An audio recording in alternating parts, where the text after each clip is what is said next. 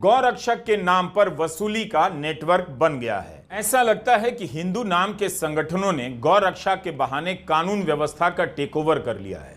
अरबाज, अकील, कदीम और मुन्ना खान को भीड़ ने इस तरह से पीटा कि उनकी जिंदगी खतरे में पड़ गई है। इन चारों में से 3 बुरी तरह घायल बताए जा रहे हैं। 24 मई की यह घटना है। ईंट, डंडे, रॉड से भीड़ ने इन चारों को पीटा है। वैसे मैं कह रहा हूं भीड़, लेकिन इन सब के नाम है और इनकी पहचान है। भीड़ ने मारने से पहले इन चारों के कपड़े भी उतरवाए।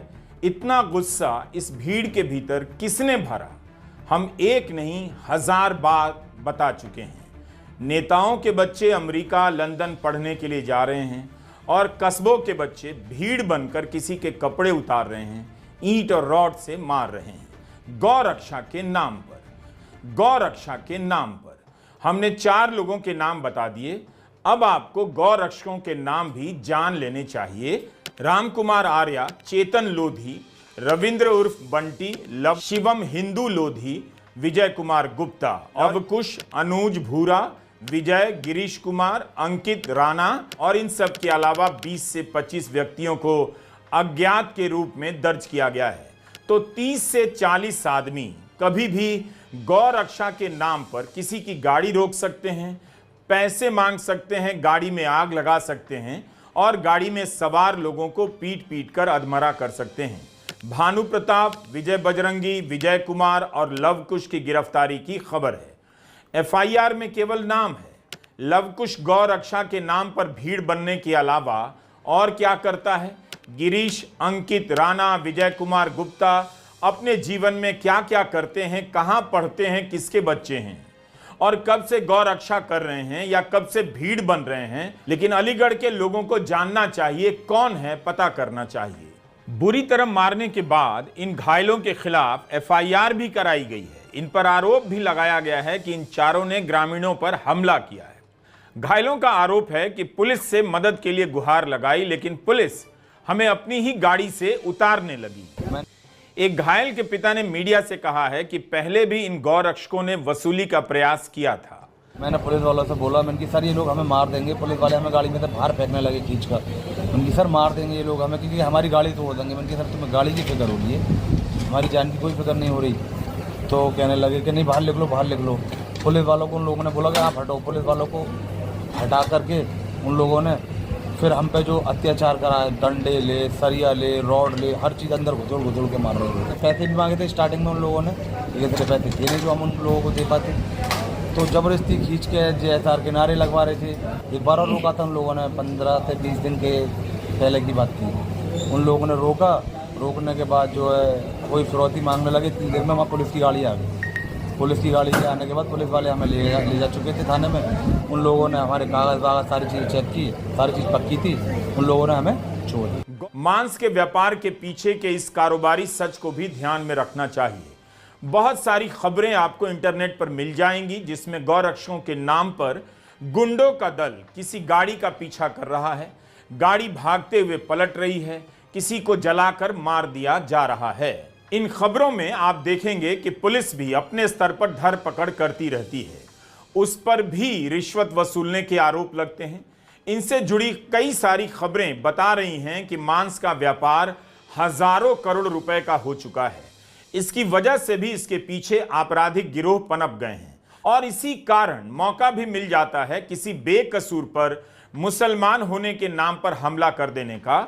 यही कारण है कि आपको पुलिस और मवेशी तस्करों से जुड़ी कई खबरें मिलेंगी। कई बार इनकी रिपोर्टिंग में गौ मांस या बीफ का जिक्र नहीं होता। पशुओं की तस्करी और मांस का व्यापार इतना बड़ा हो गया है कि पुलिस इससे जुड़े अपराध को खत्म नहीं कर पा रही है। कैटल स्मगलर या मवेशी तस्कर लिखा जाता है। इस तरह के अपराध में हिंदू नाम के आरोपी भी मिल जाते हैं और मुस्लिम नाम के भी।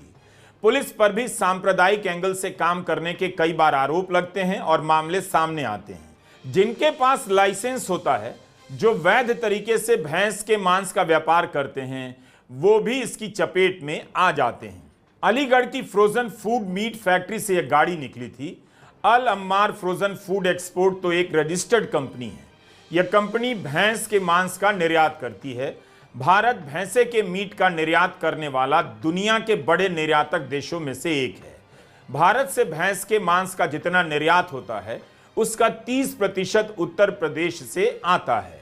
बीफ का निर्यात भारत से किया जाता है और पूरी तरह से वैध कारोबार है। 23-24 में भारत करीब 38,000 करोड़ रुपए के भैंसे के मीट का निर्यात कर रहा था।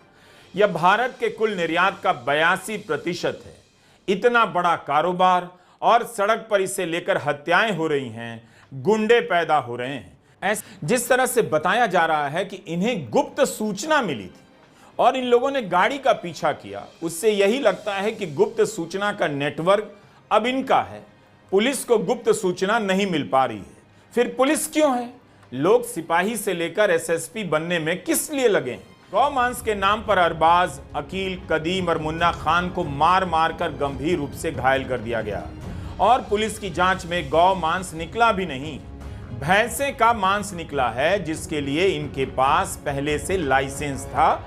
साफ है कि गुंडों के दल को वसूली करनी थी। उन्होंने इसका इंतजार नहीं किया कि गौ मांस है या नहीं, पुलिस से जांच करवा लें, लेकिन किसी अज्ञात गुप्त सूचना के आधार पर उस पर भरोसा कर किसी को बीच सड़क में घेर लिया, मारना शुरू कर दिया, उसकी गाड़ी में आग तक लगा दी। बना किया गया।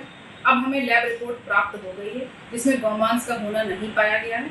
गौ रक्षा के नाम पर सांप्रदायिकता का जो खेल खेला जा रहा है उसमें गाय और भैंस के फर्क को मिटा दिया गया है। बस अफवाह उड़ा देनी है और एक भीड़ बन जाती है जो किसी की हत्या कर देती है। या हो सकता है कि पहले से भीड़ ने तय कर लिया हो, जिसमें 8 से 25 लोगों का समूह तैयार रहता हो कि किसी की हत्या करनी है या उससे वसूली करनी है, ताकि गौ मांस के नाम पर इलाके में सनसनी फैल जाए और वोट भी बन जाए। इन्हें लगता है कि अगर पुलिस आ भी गई तो हिंदूवादी या गौ रक्षा के नाम पर बचा लेगी या कार्रवाई नहीं करेगी। जनता को इस तरह से मूर्ख बनाकर हत्या भी हो रही है और अवैध वसूली के कई सारे नेटवर्क भी पनप रहे हैं। हरियाणा के चरखी दादरी में गौ रक्षा के नाम पर साबिर की हत्या कर दी गई। कबाड़ी बेचने का साधारण काम करते थे, लेकिन मुसलमानों के प्रति नफरत ने सोहित, मोहित, रविंदर, कमलजीत को हत्यारा बना दिया। हत्या करने वालों में 2 नाबालिग भी हैं। जिस गौ मांस के नाम पर गरीब साबिर को मारा गया, पुलिस की जांच में गौ मांस निकला भी नहीं। पिछले साल फरीदाबाद में आर्यन मिश्रा नाम के युवक को इसलिए गोली मार दी गई कि उस पर गौ तस्करी का शक था। सिर्फ शक के नाम पर उसकी हत्या कर दी गई। गाय का मांस निकले या भैंस का, इससे इन्हें कोई फर्क नहीं पड़ता। हमने कई बार आपको बताया कि इसके नाम पर मुसलमानों की हत्या हो रही है और हिंदू लड़के हत्यारे बनाए जा रहे हैं। दोनों तरफ से यह देश, समाज और परिवारों को खाए जा रहा है।